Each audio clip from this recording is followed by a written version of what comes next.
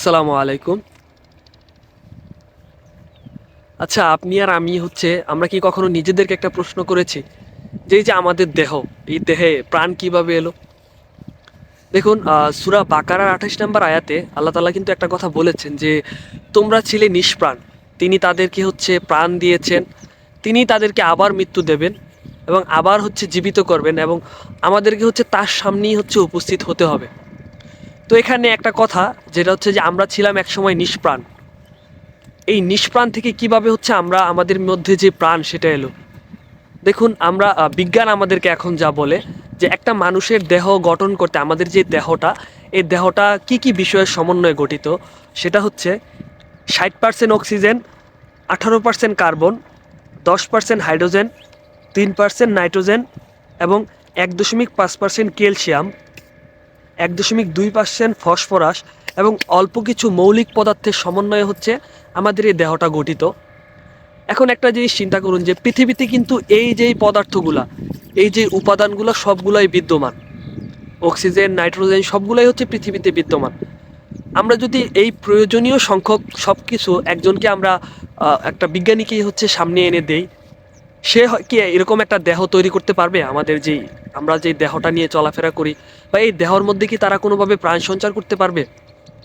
আসলে এই দিকটা থেকেই যে দুইটা বিশ্বাসের জন্ম হয়। সেটা আমরা যারা মুসলিম, অ্যাজ এ মুসলিম হিসেবে আমরা বিশ্বাস করি যে আমাদের জন্ম হয়েছে আমাদের জন্মের যেই সৃষ্টির যেই ধারাটা, সেটা হযরত আদম আলাইহিসসালাম এবং হাওয়া আলাইহিসসালাম থেকে এসেছে। কিন্তু এখানে একটি প্রশ্ন, সেটা তাদেরকে কে প্রাণ দিল? তাদের মধ্যে কে প্রাণ দিল? তাদেরকে কে সৃষ্টি করলো? তখন আলটিমেটলি আমরা সৃষ্টিকর্তার যে একটা বিশ্বাস, সেই আলটিমেটলি সেই গন্তব্যটাতে আমরা যাই যে আসলেই সৃষ্টিকর্তা তাদেরকে সৃষ্টি করেছেন এবং তার থেকে ক্রমান্বয়ে আমরা এই পর্যন্ত এসেছি, মানুষের যেই ক্রমধারা। আরেকটা সাইড যেটা বিশ্বাসের, সেটা যে অনেকেই বিশ্বাস করে যে মানুষের যেই সৃষ্টি সেটা শিম্পাঞ্জি থেকে, যে শিম্পাঞ্জি বা বানর থেকে ক্রমান্বয়ে বিবর্তনের মাধ্যমে মানুষ এই পর্যায়ে এসেছে। মূলত এই যে দুইটা মৌলিক বিশ্বাস মানুষকে দুইটা ভাগে ভাগ করে দিয়েছে।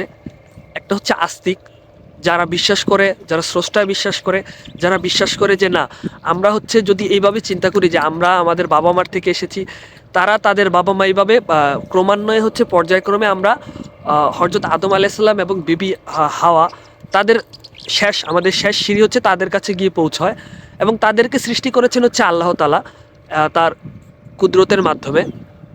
আর আরেকটা সাইড যারা নাস্তিক, তারা সৃষ্টিকর্তায় বিশ্বাস করে না। তারা বিশ্বাস করে যে পৃথিবীতে কোনো গড নেই, সব কিছু এমনি এমনি এসেছে, কোনো কিছুর কোনো স্রষ্টা নেই, শক্তি সব কিছুকে নিয়ন্ত্রণ করে, এরকম একটা বিশ্বাসে তারা আবদ্ধ।